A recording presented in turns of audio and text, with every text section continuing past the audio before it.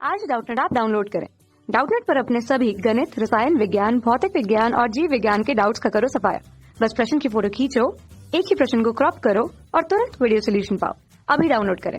Hello दोस्तों, हमारा प्रश्न है कि यदि कई संधारित्र उपलब्ध हो तो उनके समूहन में उच्चतम धारिता प्राप्त करने के लिए उन्हें किस प्रकार जोड़ना चाहिए। ठीक है, हमारे पास चार विकल्प हैं। पहला विकल्प है ए श्रेणी क्रम में जोड़ना चाहिए, कि बी समांतर क्रम में जोड़ना चाहिए, कि सी मिश्रित क्रम में जोड़ना चाहिए, कि डी इनमें से कोई नहीं। ठीक है, तो आइए हम देखते हैं कि श्रेणी क्रम और समांतर क्रम में जो संधारित्र का तुल्य प्रतिरोध होता है वो क्या होता है। ठीक है, तो यहाँ पर हमने लिया है दो स्थिति जिसमें बहुत सारे संधारित्र क्या है, एन संधारित्र जो है श्रेणी क्रम में जुड़े हुए हैं, और दूसरी स्थिति में क्या है, एन संधारित्र जो है समांतर क्रम में जुड़े हुए हैं। ठीक है, तो श्रेणी क्रम समूहन में तुल्य संधारित्र क्या होता है, 1/c तुल्य क्या होता है, 1/c1 plus 1/c2 plus 1/c3, और कितने संधारित्र हैं, एन संधारित्र है तो इसको क्या लिख सकते हैं, प्लस 1/cn। ठीक है, अब यदि इन सभी संधारित्र का मान यदि एक हो, मतलब एक समान हो, मान लेते हैं कि C1 बराबर C2 बराबर C3 बराबर Cn, इन सभी का मान क्या है, C ले लेते हैं। ठीक है, तो C तुल्य का मान क्या हो जाएगा, 1/c तुल्य। ठीक है, ये सभी क्या हो जाएंगे, 1/c हो जाएंगे। तो कितने बार है, n बार है, तो कितना हो जाएगा, n गुना 1/c, तो हो जाएगा n/c। तो यहाँ से तुल्य संधारित्र का मान आ जाएगा C/n। मतलब यदि हम n संधारित्र को श्रेणी क्रम में जोड़ दें तो उनका संधारित्र तुल्य धारिता क्या हो जाती है, n से भाग हो जाता है। ठीक है, अब देखते हैं समांतर क्रम समूहन में। ठीक है, तो समांतर क्रम समूहन में तुल्य धारिता क्या होता है, सभी संधारित्र की धारिता क्या हो जाती है, जुड़ जाती है। ठीक है, तो C1 plus C2 plus C3, और कितना संधारित्र है, n संधारित्र, तो ये हो जाएगा प्लस Cn। ठीक है, अब मान लेते हैं कि C1 C2 C3 सभी का मान क्या है, बराबर है। ठीक है, और कितना है, C है। तो तुल्य संधारित्र क्या हो जाएगा, तुल्य संधारित्र की धारिता क्या हो जाएगी, कितने संधारित्र हैं, सभी क्या हो जाएंगे, C plus C plus C, कितने बार हो जाएंगे, n बार, तो हो जाएगा n गुना C हो जाएगा।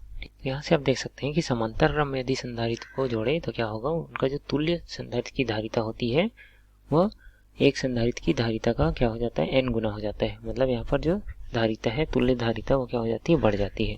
ठीक है, अब देख लेते हैं मिश्रित या फिर मिश्र क्रम संयोजन के लिए। ठीक है, हम मिश्रित क्रम समूहन में हमने क्या किया कि तीन संधारित्र को श्रेणी क्रम में जोड़ दिया और बाकी संधारित्र को क्या किए हैं, समांतर क्रम में जोड़ दिया है। ठीक है, तो A से B तक का तुल्य संधारित्र का धारिता क्या हो जाएगा, CAB लिख लेते हैं। ठीक है, तुल्य धारिता क्या हो जाएगी, C/, यदि सभी संधारित्र का मान यदि C हो। ठीक है, यहाँ पे हमने क्या लिए है, C1 बराबर C2 बराबर C3 बराबर सभी संधारित्र का मान क्या ले लिए है, C। ठीक है, तब क्या हो जाएगा, CAB C/3 हो जाएगा।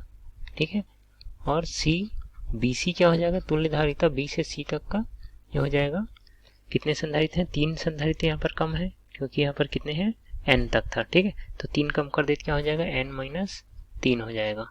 ठीक है, और कितना है, C, क्योंकि क्या होता है, तुल्य संधारित्र समांतर क्रम में n गुना C हो जाता है, जितने संधारित्र हैं उसका गुना, और एक संधारित्र के धारिता के बराबर हो जाता है। ठीक है, इसका अगर तुल्य परिपथ बनाए तो क्या बनेगा, A से B तक का तुल्य धारिता, ठीक है, और B से C तक का तुल्य धारिता।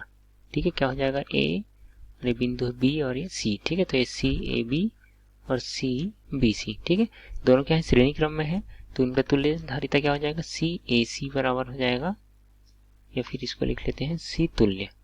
ठीक है, तो C तुल्य धारिता क्या हो जाएगा, 1/CAB प्लस 1/CBC। ठीक है, और CAB का मान क्या है, C/3। ठीक है, तो यह हो जाएगा 1/C/3, और यह हो जाएगा 1/n-3 गुना C हो जाएगा। ठीक है, तो इसको क्या लिख सकते हैं, 3/C धन 1/n-3 गुना C। ठीक है, इन दोनों को क्या निकाल लेते हैं, लघुत्तम समवर्ग, तो क्या हो जाएगा, n-3 गुना C। अब C से भाग देंगे क्या आएगा, n-3 हो जाएगा, 3 गुना n-3 धन यहाँ पे क्या आएगा, इससे भाग देंगे तो 1 आएगा, तो ये हो जाएगा 1। ठीक है, तो यहाँ से इसको हल करें तो कितना आएगा, 3n माइनस ये हो जाएगा 3×3 9 और 1, तो क्या हो जाएगा, -8 हो जाएगा। ठीक है, n-3 गुना सी हो जाएगा, ये हो जाएगा 1/c तुल्य हो जाएगा।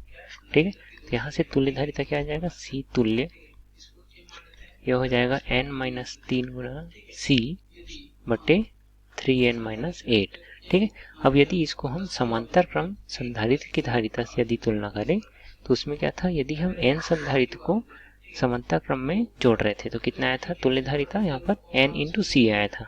ठीक है, मतलब सभी का गुना हो गया था और श्रेणी क्रम में n से भाग हो गया था। ठीक है, परंतु मिश्रित क्रम में क्या है, मिश्रित क्रम में n-3 बटे 3n-8। ठीक है, मतलब यह n से क्या होगा, इसका मान कम होगा।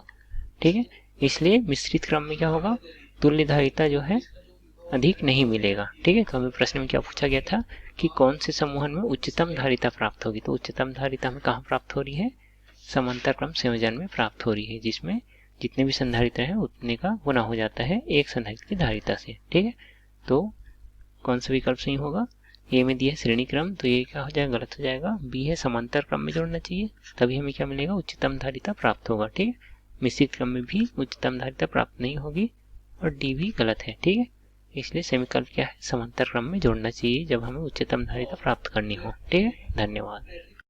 कक्षा 6 से 12वीं से लेकर नीट, IIT, JEE वो एडवांस के लेवल तक 1 करोड़ से ज्यादा छात्रों का भरोसा। आज ही डाउनलोड करें डाउटनेट ऐप या व्हाट्सएप करें अपने सारे डाउट्स 8400 400 400 पर।